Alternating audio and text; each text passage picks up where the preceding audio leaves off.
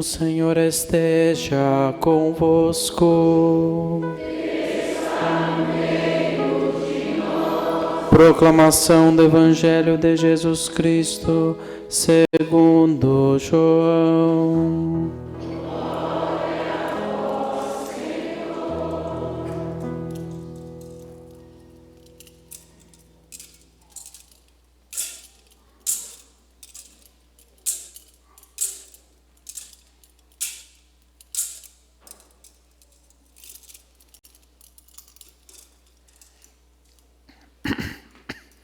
Naquele tempo, disse Jesus a Nicodemos: Ninguém subiu ao céu, a não ser aquele que desceu do céu, o Filho do Homem.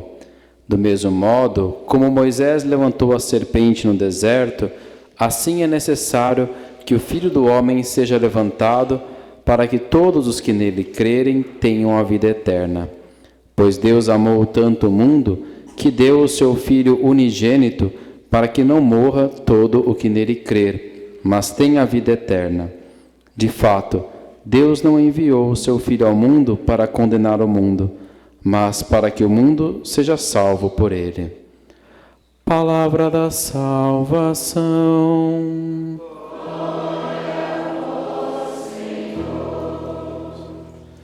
Pois Deus amou tanto o mundo, que deu o seu Filho unigênito, para que não morra todo o que nele crer, mas tenha a vida eterna.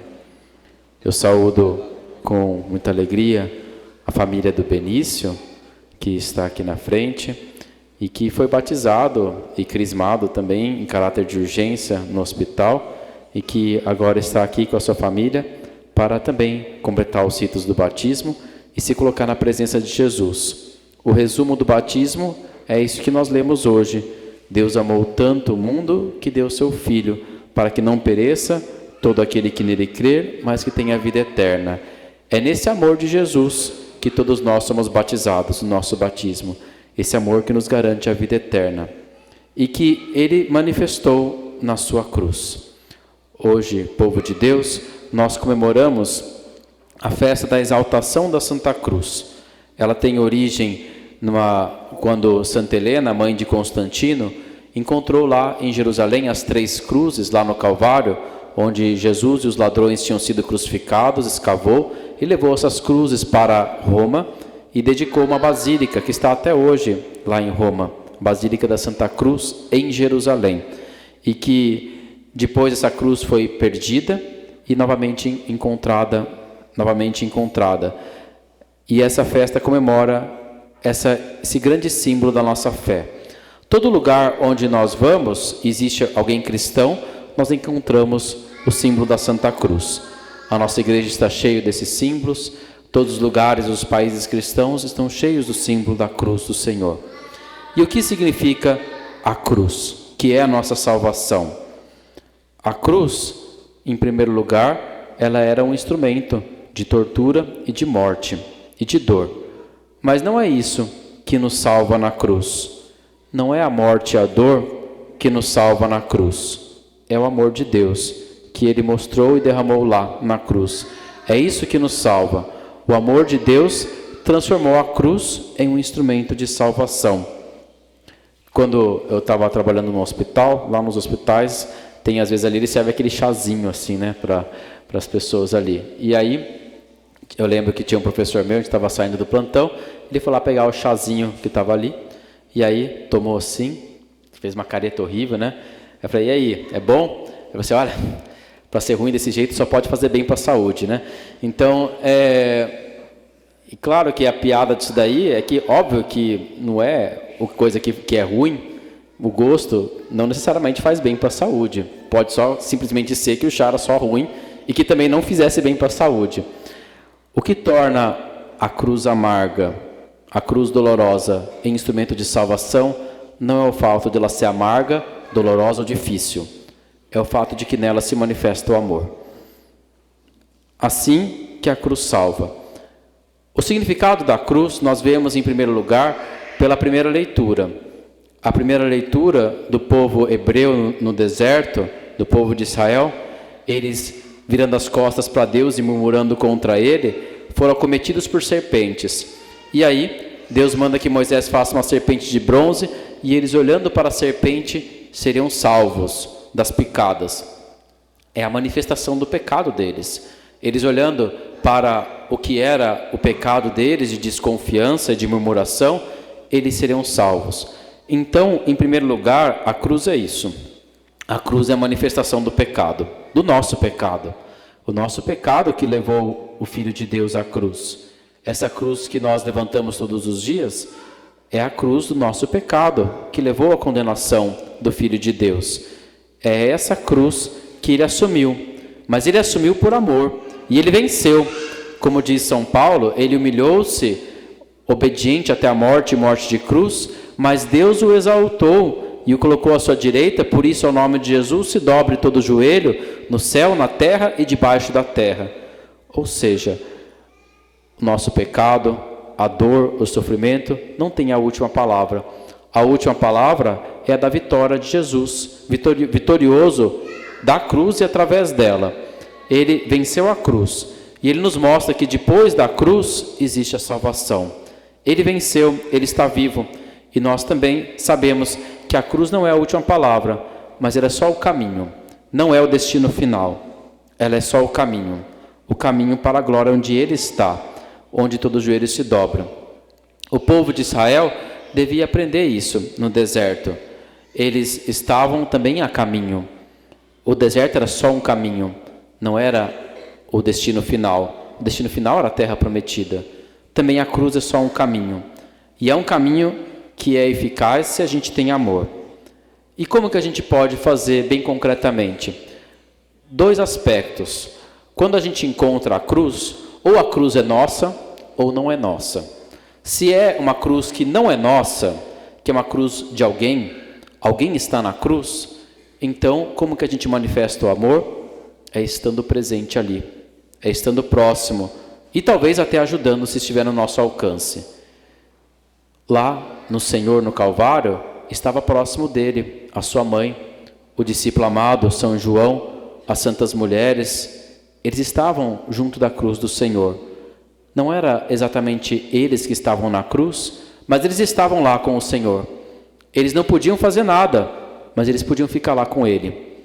Nós também, em primeiro lugar, quando encontrarmos alguém que está carregando a cruz, saibamos que nós, às vezes, podemos e devemos estar por ali, estar próximos. Estar próximo de quem está na cruz e, se possível, ajudar. Esse é um aspecto. Essa é uma das formas de transformar a cruz em amor. É estar perto de quem está na cruz, é um jeito de transformar a cruz em amor. Mas existe um outro jeito também, que é quando a cruz é nossa e quando não é a cruz dos outros. Quando a gente passa pela cruz, pelo deserto, como o povo de Israel, e o que a gente deve fazer? Claro que acima de tudo confiar. O que mais agrada a Deus é a nossa confiança nele. Mas o simples fato de confiar já transforma aquela cruz em amor. No povo de Israel, o Salmo dava uma pista para eles.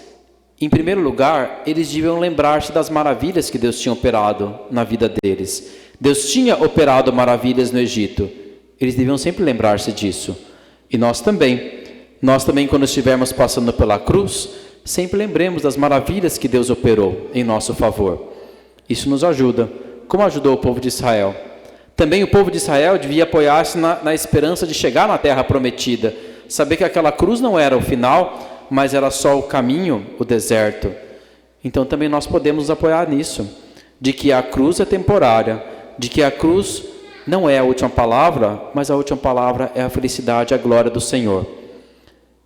Mas também, Deus queria que o povo descobrisse que Deus não estava somente lá no passado, quando fez grandes coisas na história deles, nem só no futuro, quando eles chegaram na terra prometida.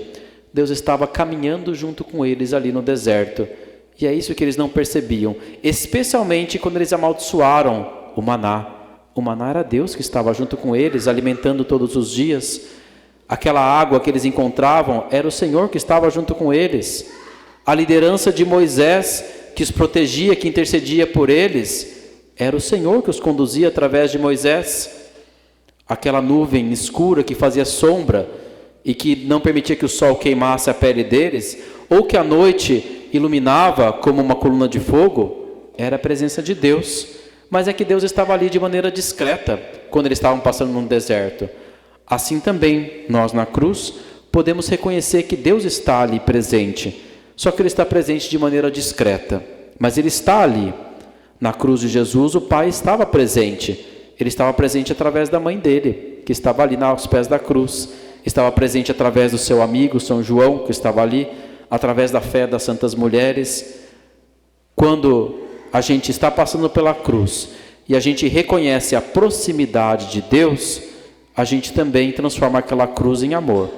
E uma cruz que é transformada em amor é uma cruz que salva. Uma cruz que a gente carrega com amor é uma cruz que salva. Não é a amargura da cruz que salva, mas é o amor que existe nela e que a gente pode manifestar quando encontra a cruz, por meio da força que o Senhor nos dá. Que também a gente possa fazer esse propósito de quando encontrarmos a Santa Cruz, a cruz dos outros, que nós estejamos perto, próximos, para não abandonar aqueles que estão na cruz. E também, se for a nossa cruz, que a gente possa ter confiança e tentar procurar reconhecer o Senhor que está perto e transformar esta cruz em um gesto de amor a Deus e aos outros. Eu convido aqueles que quiserem mais tarde, podem procurar, a rezarem a ladainha da confiança. É uma oração bonita, vocês podem procurar na internet. E hoje eu convido a gente a rezar diante desta festa da Santa Cruz, porque ninguém gosta da amargura da cruz, mas a amargura da cruz é o lugar onde a gente encontra a salvação, se a gente souber que ela é o lugar da manifestação do amor. Nossa resposta é: livrai-me, Jesus.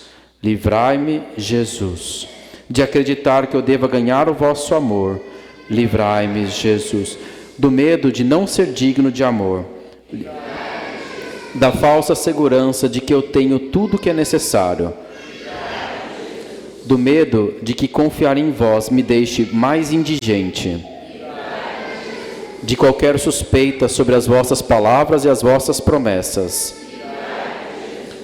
de rejeição a depender de vós como uma criança, da recusa e relutância a aceitar a vossa vontade, da ansiedade diante do futuro, do ressentimento ou excessiva preocupação com o passado, da busca incessante por mim mesmo no momento presente, de não crer no vosso amor e na vossa presença, do medo de ser chamado a dar mais do que tenho, de acreditar que a minha vida não tenha significado ou valor, de temer o que o amor exige,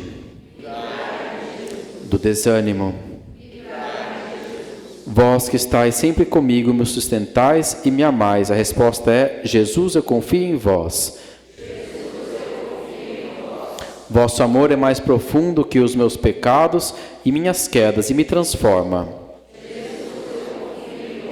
Não saber o que me espera amanhã é um convite a confiar em vós.